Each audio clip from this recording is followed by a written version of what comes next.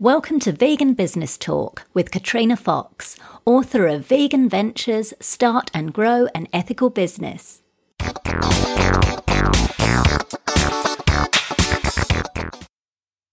Hello and welcome to this episode of Vegan Business Talk. I'm Katrina Fox, journalist, author and PR consultant and founder of Vegan Business Media, a content, events and training platform providing success strategies and resources for vegan business owners and entrepreneurs. Firstly, a quick announcement. I get a lot of people contacting me asking how they can work with me. So this is a little plug to let you know that I offer a range of services to vegan and plant-based business owners and entrepreneurs. From online training and group coaching to PR, content creation and copywriting services and one-on-one tailored individual private consultations. So if you're wanting help to promote or grow your vegan business, brand, product, service, book or other creative project, head over to veganbusinessmedia.com and click on the Work With Me menu link for more details. Now for the main part of the show. Hello everyone, it's my pleasure today to introduce you to the wonderful Toni Okamoto. Toni is the founder of Plant-Based on a Budget, the popular website and meal plan that shows you how to save dough by eating veggies. I like that little pun. She's also the author of Plant-Based on a Budget and the super easy vegan slow cooker cookbook, as well as the co-host of the Plant-Powered People podcast. Toni's work has been featured in the popular documentary What the Health, and she's a regular presence on local and national morning shows across the US, where she teaches viewers how to break their meat habit without breaking their budget. Toni, welcome to the show. Oh, thanks so much for having me, Katrina. Oh, it's a pleasure. I know we were just talking off air and we actually met 3 years ago in LA at a party held by a mutual friend of ours, Karen Dawn. And it's lovely to speak with you again and to, take a bit of a deep dive into your content creation and food blogging business. So I always kick off the first question with people's why. So why they do what you do. And I know you've been a food blogger for around a decade or so now. So what is your why for doing what you do? So food blogging and content creation, and how did you get into it? My why has two parts. I have been a blogger for a really long time. I started with Zanga and LiveJournal way back in the day. Oh yeah, those are old words. There's probably going to be Gen Zs going, what's that? Yes, I've been blogging for quite some time now, and way back when I had a mid-century modern blog, which this was before I was vegan, and it really took off here where I live in Sacramento, and I started getting news coverage, and I just talked about modernism and learned the power of social media and blogging at that time. And then the second part is that I've been an animal rights activist for quite some time, and blogging seemed like a way to combat the misconception that plant-based eating was expensive. It's something that I heard over and over and over again every time I brought up veganism to my friends and family and to people anyone who would listen. And so I started compiling my family's recipes onto a blog, and it really took off. It was not just my family who would benefit. It was so many people who had the concerns about breaking their budget with plant-based eating. Wow. And I love that because you really have carved a niche out in plant-based on a budget. And I think you're right. I mean, that is so important. And I get that a lot. And I get where people are coming from because obviously, like with certain, plant-based meats and cheeses, they are, or they can be more expensive, but that's a whole kind of, issue with our food systems. But I love that you've carved out this niche doing what you do. So obviously things have changed. Like you said, you've been blogging for a long time and, you've amassed, I think, probably millions of, followers, people that know about your work. how has the vegan food blog space evolved over the past decade? And how do you manage to stand out now amongst all the competition I get? And I put that in kind of air quotes that are around nowadays.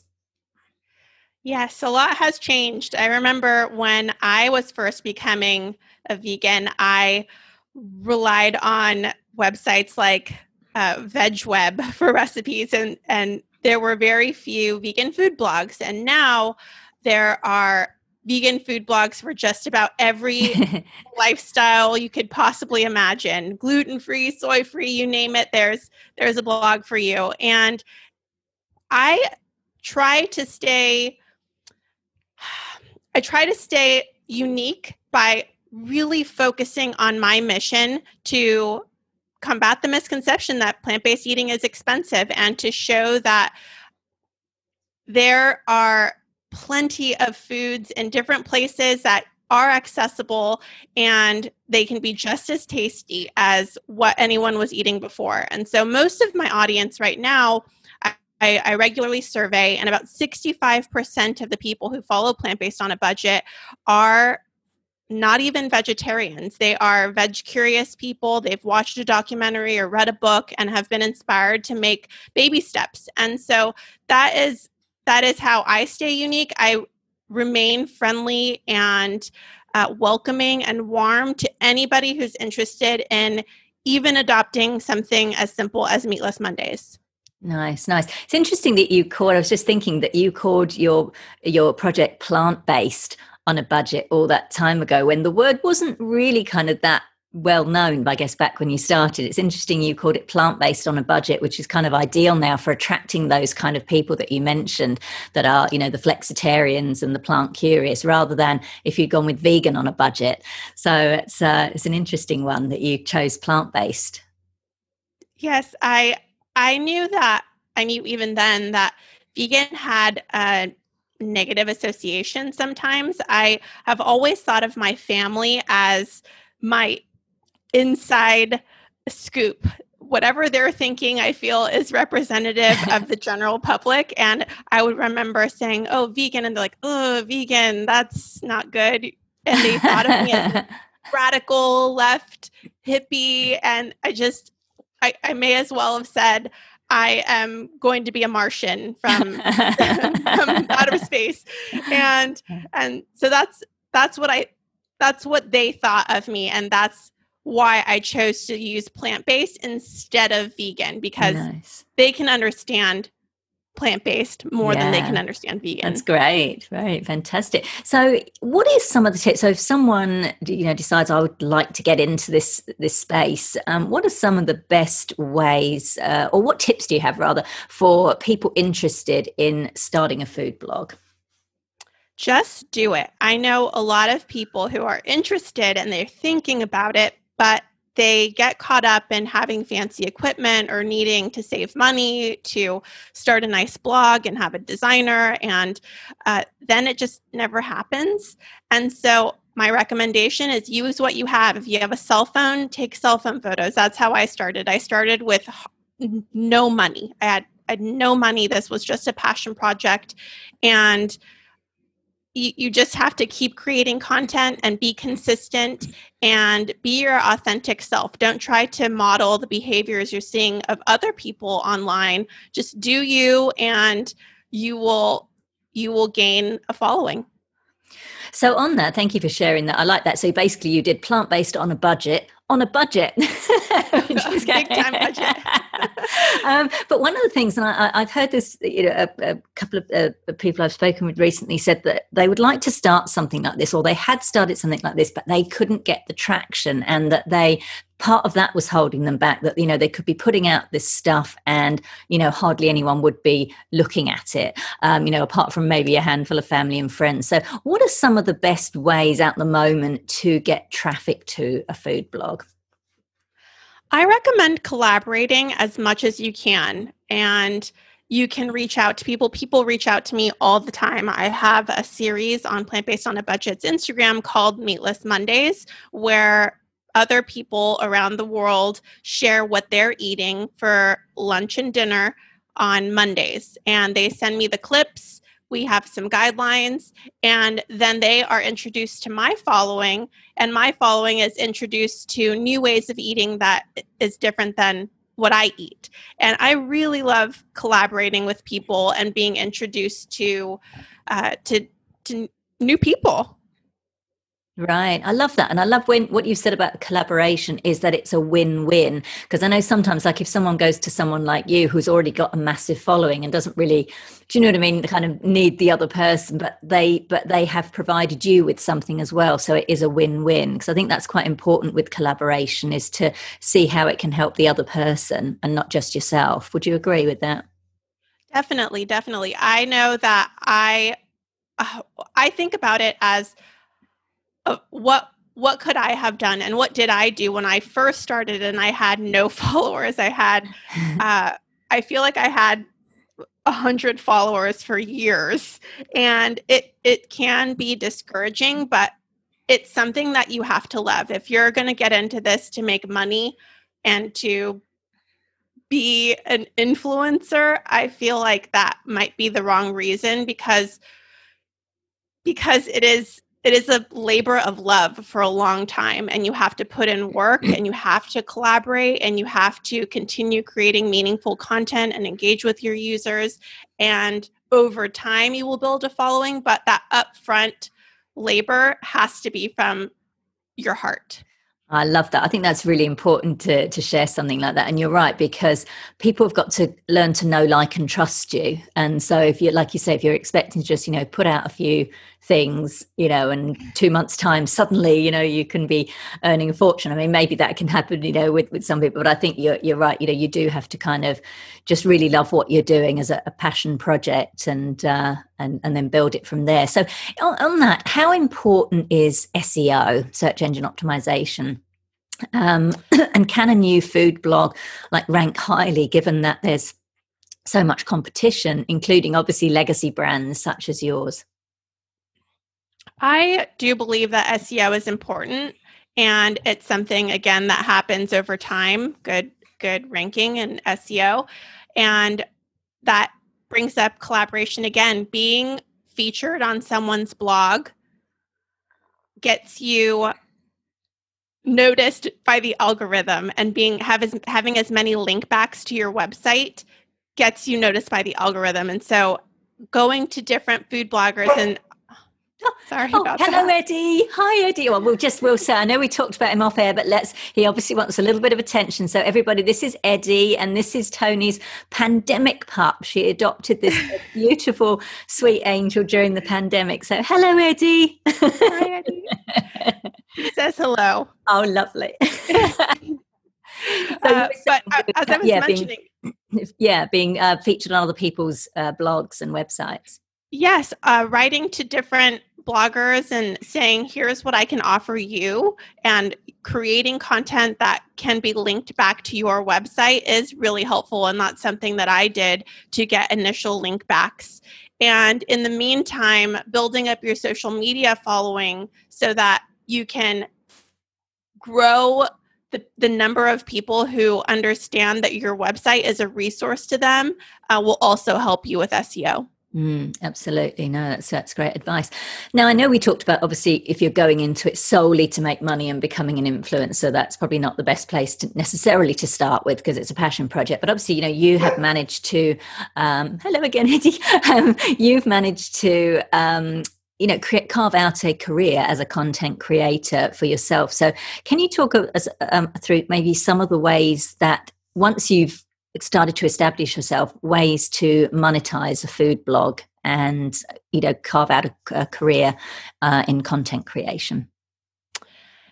I listen to Pat Flynn a lot. He does the brand Smart Passive Income. Yes. And he has been really helpful to me learning and understanding ways to diversify monetization. And so make sure you're not relying on one source of income. If I were relying on Instagram only to be what brings me money, and then Instagram went away, I would not be in a good position. So I make sure that I'm always having a diversified streams of revenue so that I'm not always relying on one. And some ways that I do gain monetization are through ambassadorships, brand ambassadorships through Instagram or on my website. That's paid content to promote their product. And I do it with products I personally enjoy and companies I'm aligned with. And then I also do ads on my website. I have created products that I own fully, so they're ebooks. And then also I write books through a publisher and have passive income through there as well. Right. And when you say you've got ads on your site, do you mean things like Google ads, or are they like your own kind of tailored ads that people can place on your site, or both? There are a lot of different platforms that will put up ads for you and test different ads to see what's working on your website. And so I use one called AdThrive. AdThrive is one of the better options available, and you do have to have a minimum number of people who visit your site per month. But there are a lot of companies like that who help you get the most out of your website. Right, got it. I know you touched on the fact that you have products like ebooks, and I know this is something I get asked a lot, so I'll ask you this, is that if you've got like this amazing, like you have, you've got this amazing website that's basically a free resource, lots of free resources. So, and often people say to me, well, if there's, I'm giving away all this stuff on my website, why would someone then buy an ebook if they can get it for free on my site? So I'd love to get your take on that. That's a good question. I have on plantbasedonabudget.com, everything is free. And then on other websites, I have paid products. And one example of what you're saying is, why would they buy something I have for free? I have free meal plans on plantbasedonabudget.com that show you how to grocery shop for 7 days and spend only $25 US per week. That's about $1.20 per meal. Wow. And that's really inexpensive. And so I show how to eat 3 meals per day, 7 days a week. And I offer free 4 weeks. And if you love it, you can upgrade. And then there's a similar product on plantbasedmealplan.com that is a little bit higher quality. So there are more photos, there is a printable grocery shopping list, and it is the premium product if someone liked the 4 weeks that they received for free. And also with the 4 weeks for free, we do collect email addresses. Right, got it. So that you can continue to. Okay, so there's a benefit there. Okay, no, that's a good question. I know I get asked that a lot, and I sometimes even think that myself. But you're right. It's kind of like they're not just paying for the same thing. For there's usually something extra or something additional, and even it could even be just the convenience of having something in an easy format that they could, like an ebook, even if they printed it out. So it's great. Thank you for sharing that. Now, you mentioned that you work as an ambassador for brands. So I'd love for you to share maybe a couple of tips that you have for either influencers or aspiring influencers who want to work with brands, and also some tips for brands, because there's obviously vegan business owners who listen to this who would like to work with influencers. Think of yourself as a business, and that means draw up contracts, negotiate, and offer them what's going to be beneficial for them. When you're speaking to them, first of all, jump on a call with them, understand what they need and how you can provide, how you can meet those needs. And then while you're going through the process, continue to check in with them. And then when you finish up, make sure you're giving them an analytics report so that they understand the value of what they just purchased. Make sure you stay tuned to how many people followed them during that time on Instagram or wherever else you're hosting the sponsored content.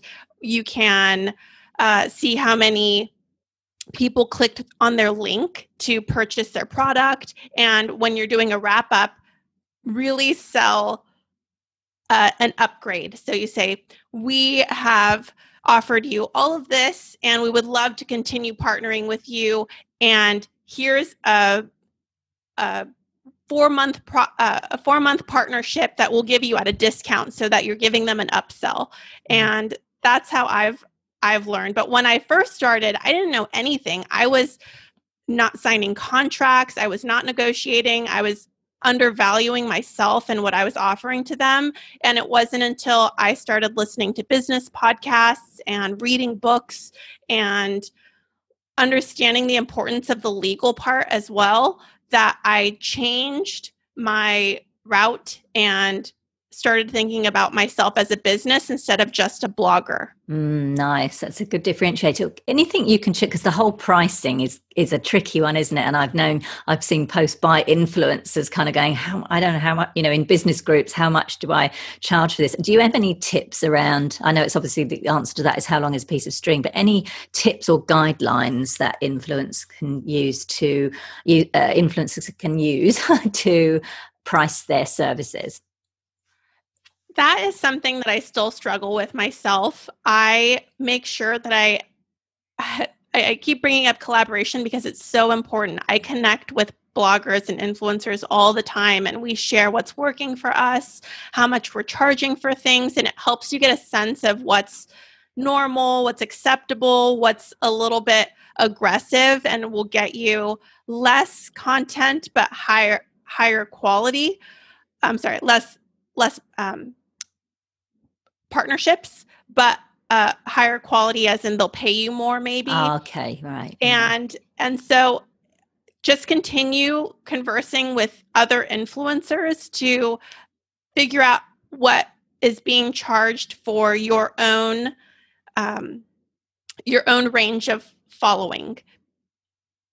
Got it. Okay, good. Thank you for sharing that. And thank you for sharing as well that, in the beginning, particularly as well, you didn't know that. And it is a case of just kind of learning and finding out. And you touched on about how influencers can work with brands. What about if there's, vegan brands who are listening to this show and they think, oh yeah, I'd like to introduce some influencer marketing, but not quite sure how to go about working with an influencer. What should they take into account before perhaps deciding on which type of influencers to use and just how to work with them? I would monitor their, whoever I'm considering, I would monitor their social media activity for a while to see that it aligns with my style. So make sure that the way they communicate with people is aligned with your company. And then when you get on a call with them, which I would highly recommend doing, ask about their audience. Who are they? What age range? Where are they from? And what do they want? And if you are working with someone who can't answer those questions, I would continue on. And then again, the legal part, make sure that you're signing contracts, that everything is written and what you're expecting is in that contract, so there are no miscommunications down the line. Yeah, no, that's great. Really good tips. Thank you. Let's talk about some marketing strategies. So what marketing strategies do you use that are the most successful? And that kind of leads into the next query, which is around social media, because obviously we're seeing massive changes in the algorithm and, even people who have built up massive followings, their content's only being shown to a fraction of their audience. So can you talk to us a little bit about what's working right now in terms of marketing and promoting what you do? Well, I can say I do feel that frustration. I have hundreds of thousands of followers, and when it shows you how many of them have seen your post, it can be discouraging. So hang in there, everyone who's experiencing that. And then I noticed lately that Reels on Instagram are really taking off. It's the Instagram version of TikTok. Yes, I heard about that. It allows you to show your personality. It allows you to introduce your audience to the style of music that you like. And they're fun little short clips that really highlight the work that you do and let people know who you are. And so that's something we've been experimenting with, and they really have high visibility in the algorithm on Instagram at this moment. who knows what it'll be next week, but that's what we're doing.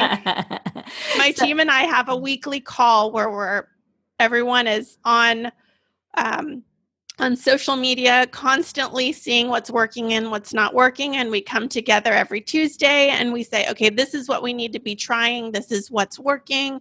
And Reels is it.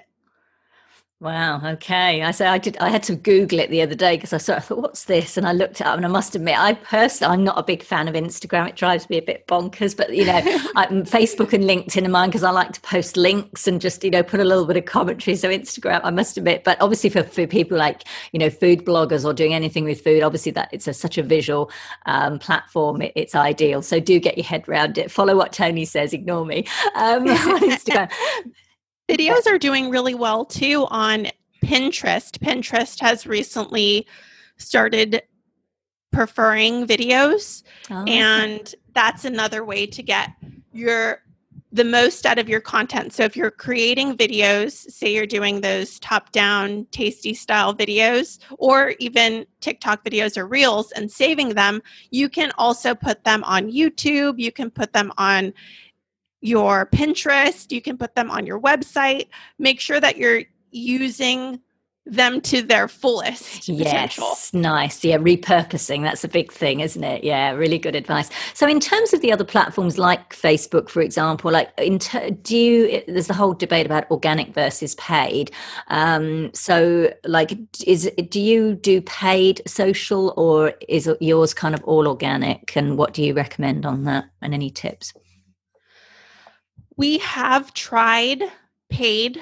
We host a big meal plan challenge on the first of every year. And it's New Year, New You. Let's try the plant-based on a budget meal plan challenge. And last year, for the first time, my partner, Michelle Kane, and I, she co-authored the book, The Friendly Vegan Cookbook, with me. She and I also wrote the meal plans together, and we decided to invest in a marketing manager, a Facebook ads marketing manager. And he says that the truth is, I don't really understand it completely, but he assured me many times that we were seeing a lot of growth. And I don't know that I recommend it, and we ended up stopping it, but it was worth a try. And we used a pixel. For anyone who doesn't understand what a pixel is, it's a tracker that goes onto my website. Yeah. That if you have been on my website and then you go on Facebook, Facebook will know that you were on my website and will show you an ad. Those are like the stalker ads. I think they're sometimes colloquially. If you think you're being stalked and you're like, oh my God, yes. How weird is that? That's why. Toni's just explained that beautifully. That's why those ads appear. Yeah. Cool. Yes, carry on. Exactly. And so it knows that you were on my website earlier that day or yesterday, and it'll show you the ad and tell you to buy the meal plan. And I was having a hard time understanding if they would have gone back to the website anyway, because they follow me on social media and because they are really active on plant-based on a budget, or if they would have not done it and saw it and were inspired to purchase it. So that was where I was a little bit confused, but I think that it was worth a try, and we know that we at least gained a little bit of money. Right. Yeah. It's an interesting way. It's like Facebook ads is like a whole different beast to, yes.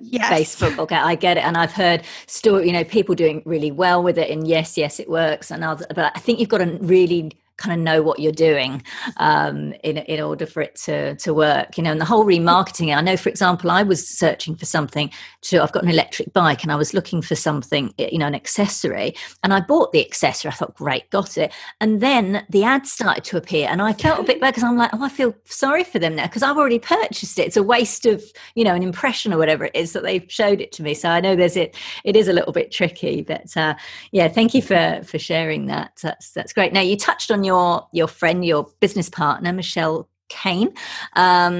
you have, you've been friends for a long time. You've worked on your business together. And I certainly know of some horror stories where, you know, friends have got together and gone into business and it's all gone pear-shaped. So I'd love for you to just talk a little bit about how you've kept both the friendship and the business relationship intact. You know, like, for example, how do you handle disagreements, etc. So can you talk to us a little about that? Any tips you've got for working with friends as business partners? That's an excellent question. And I want to give a little bit of context before I jump in there. I did not go to college right out of high school. And I went back in my late 20s and graduated when I was 30 in a management program. I went to University of San Francisco and studied in their business program for management. And at that time, I was also building Plant-Based on a Budget into a business. And I was learning how to communicate with people, and I was learning the importance of legal documents and understanding that you can be in the best relationship with someone and it can still go wrong in the way that you just mentioned, Katrina. And so I had all of that information going into my partnership with Michelle. And so we had lots of long conversations, and fortunately we are really good friends, and we have been able to converse about some difficult things. And we both agreed to upfront sign legal documents. Where do we stand? How do we profit share? How do we want to spend money? We made sure we went into a legit business and formed an LLC so that everything was taken care of. We both have access to our bank account, which is solely for our business. And I feel like when you have all of those things taken care of up front, that there's a lot less room for miscommunication later down the line because everything is written and everything is spoken about up front.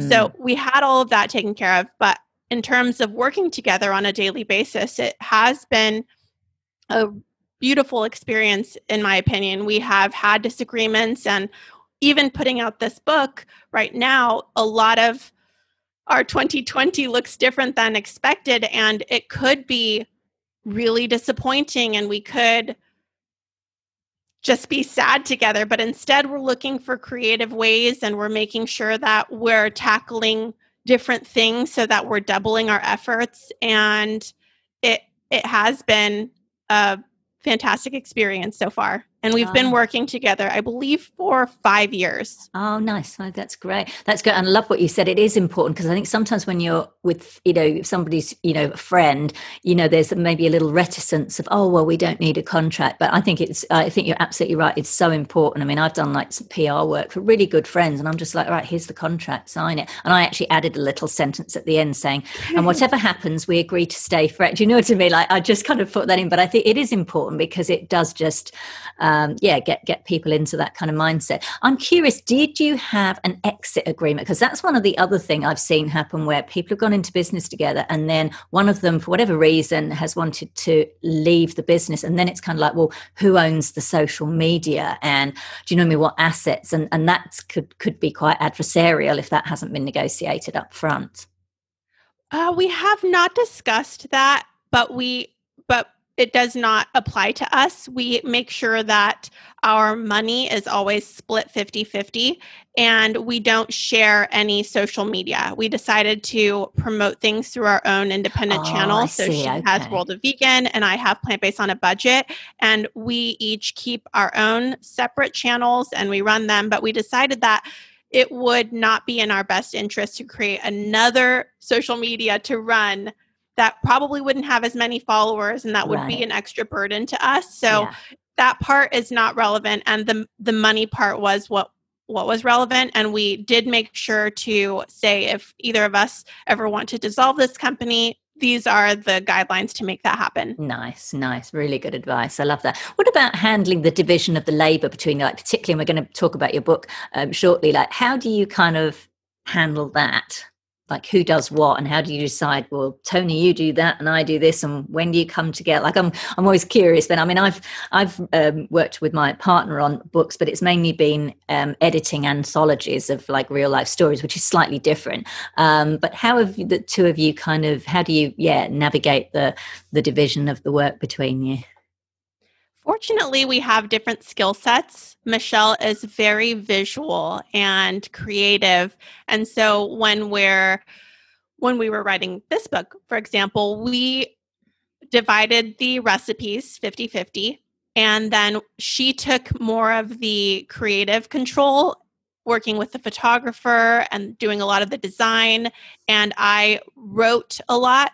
And I always joke that our writing styles are so different. I am more of an academic writer, and she is so good at the social media, excited, personality type of writer. And so I would write the blurbs for our recipes, and then she would go in and dress them up and make them more excited. Nice. So for that, we did work nicely together because we have different skill sets. But when there was something that we needed to work on together, we would carve out the time, put it on our calendar, and jump on the phone. A lot of this has been done during the pandemic, which is very, very different because we're social distancing.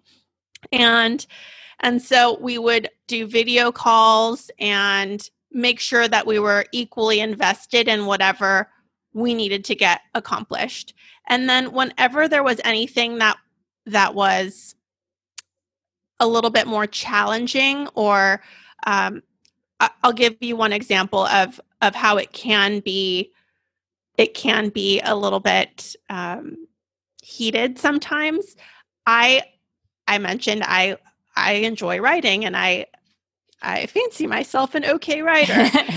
and one time she went in and edited my writing without suggesting edits. And I almost fell out of my chair when I went back to it. And so up front, we had a conversation before letting anything fester. I just said, hey, please, if you ever want to edit, I'm totally open to it, but can you always suggest edits so we can talk about it? And that's how we deal with those types of situations. I love that. I'm glad you shared a real life example, and I'm laughing because I totally get it, because being a writer myself, I'm like, yep, I'm with you. No, I know what you mean. But it's great that you can have that conversation, and the other person, because you can say it in such a way, and then the other person, doesn't just get offended and just kind of like, okay, and then it's done and dusted instead of being a thing. So that was great. Thank you for sharing that. Now, obviously, so creating content is one part of your business, but you've then got to get eyes on it. So there's the social media. And I know you mentioned earlier, you've actually got a small team. So I was curious about that, because obviously in the beginning, you're doing everything, you know what I mean? You're putting the blog, you're taking the pictures, you're writing the recipes, you're uploading them to your website, you're doing your own social, and it can be quite exhausting and get a bit of a burnout. So I'm curious, at what point, or how much at the moment, how much do you do yourself and how much do you outsource? And at what point did you start to grow your team and know that you were able to do that in a financially sustainable way? At this point, I do all of the bigger picture items for Plant-Based on a Budget. So I first oversee the team, and I make sure I'm constantly checking in and being here for them always, so that they feel really supported. That's how I spend most of my time. And then I also do the bigger projects like writing books. I do the podcast. I do the meal planning, the recipe development. And what I outsource, I have a social media manager who does it as freelancer. He does social media work for a couple different companies. I have a freelancer videographer, photographer, and copywriter. And wow. I wasn't really in that position for the first 6 years. I did everything by myself. As you mentioned, I did it all. And I spent a lot of time on YouTube and Google figuring out how to do HTML and how to do everything. And I mentioned I didn't have any money, so I couldn't really outsource anything. So it was a big learning process, and I'm grateful because now I know how to do all of those things. And I feel like should I ever be in a position where I needed to roll up my sleeves and get into my website, I can do some of the back end stuff. But I am grateful to no longer do that. Cool. Wow. So thank you for sharing that. That was 6 years. So it was 6 years before you were able to invest in taking on and in outsourcing some of that. Yes. I first started. Okay. So this is a funny, not so funny story where my website was attacked. It was totally compromised and people couldn't get onto the website, and I had no experience and I had no money, and I posted about it on my business, my Plant-Based on a Budget Facebook page. And I said, hey, please hang in there. I'm trying to figure this out. I understand the website has some malware on it, and I will get back to you when it's back up. And someone who was extremely kind wrote to me and said, hey, my name is Justin. I do this for a living, and I understand that it's scary to give someone your password. He said, I understand it's really scary, and I'm a Buddhist. I believe in paying it forward. So for free, I will fix your website. And I felt like I didn't have any other options. So I handed over my website. And if anyone knows what that's like, it's extremely scary because they can change your passwords. They can take all your hard work. And he did it for free. He needed someone who would just step in, something that was a little bit more difficult for me to accomplish. And now I pay him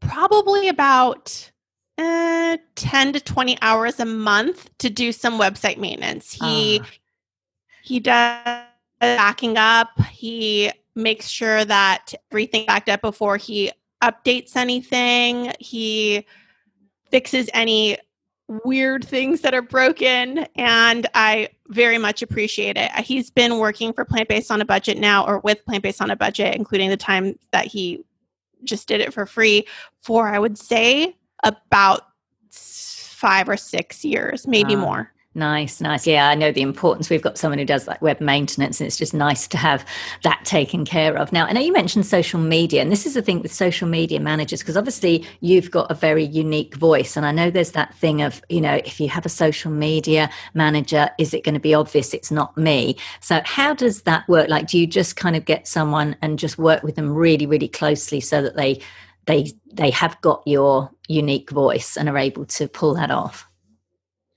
I'm really grateful that I have someone who studies social media. He studied social media in school and continues to study it. And he understands the importance of making it my voice and really allowing my content to shine. So we both post regularly. And what he does is more supplemental to what I do. Oh, okay. So you do some of your own social posting then?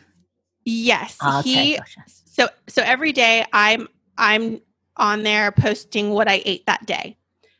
I do a casual photo, and he will take a more polished photo later in the evening that's from the website and try to direct people back to the website. So he'll post a caption that says, here is this mouth-watering pesto pasta that uses sunflower seeds, which are cheaper than pine nuts, and check it out on plantbasedonabudget.com. So that's what he does. Yeah. He does a really great job of staying warm and friendly, but I didn't know. I hired for a social media person in February of this year, and I had 400 applicants. Wow. And I had a 1.5 hour survey for them to fill out, asking them, how would you caption this? How would you say this? If there's someone who asks this question, what would you say? And that's how I landed on Alfonso, was because he just seemed the most aligned with me, and part of his job is to communicate with people and to make sure all of the questions that come to Plant-Based on a Budget are answered. Yeah, got it. Wonderful. Thank you for sharing that. And just finally then, to wrap up, tell us about your new book and your experience of publishing it.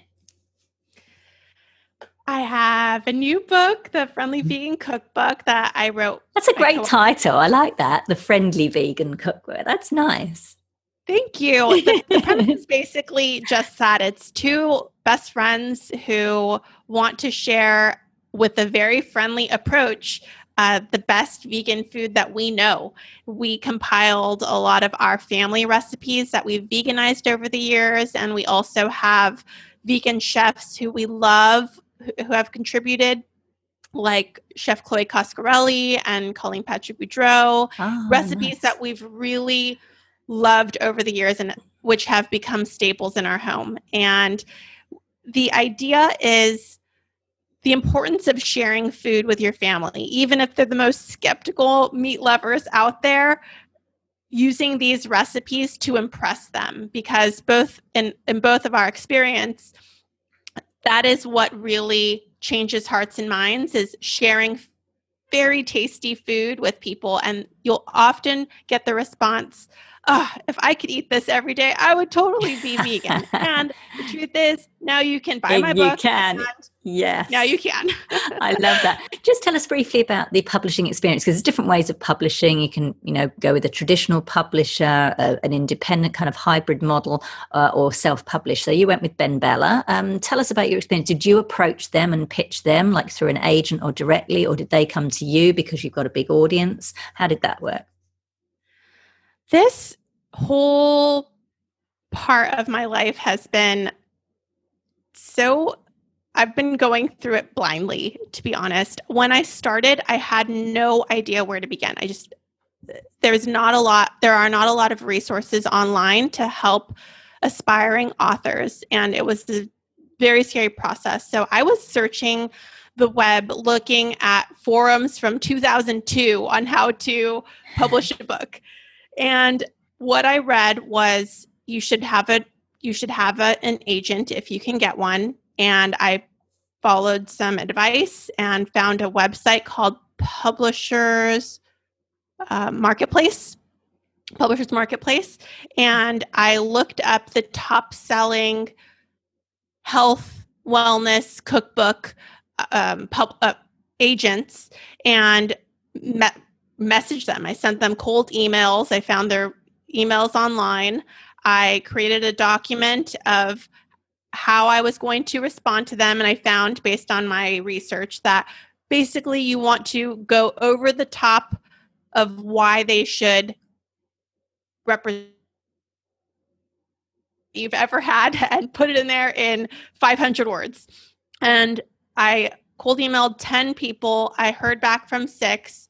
I got offers from 4. That's a pretty good rate. That's a pretty good response rate. 6 out of 10. I was very happy, and I think I was at the right time. This was before this book. So I was working on my cookbook, Plant-Based on a Budget, and veganism was just hitting its, it was just on the rise. Right. And I believe What the Health had just come out, and more people were curious about it, and agents and publishers saw the potential. So I started working with an agent and met with all kinds of different people from publishing companies in New York. And it was a really scary process. And it was a bit disappointing, because I had my hopes up thinking, wow, all these people are interested. They're going to want to buy my book. And then it came to the auction day where my book was being sold, and Ben Bella was the only one who offered, which I was very grateful, because to be offered a book deal is amazing. But in the back of my mind, I thought, wow, maybe my book isn't as needed or wanted as I thought it was. And in retrospect, I'm really extremely grateful that I'm with Bembella. Even if I had another opportunity to leave from a top 5 publishing house, I would not go. My experience with Bembella has been amazing, and they understand my vision and allow me the creativity. They allowed me to have photos with all of my recipes to speak my authentic truth, and have been completely supportive the whole process. Wow. So you went back with them with the new one. I love that. And I'll give a shout out to them, because the publicist that pitched you and Michelle, or Michelle, to be on the show, it was a really good pitch. Like, she obviously knew what the podcast was about. It was a very good pitch. I even wrote back to her saying, this is one of the best PR pitches I've had in a very long time. So I get why you want to stay with them. So that's wonderful.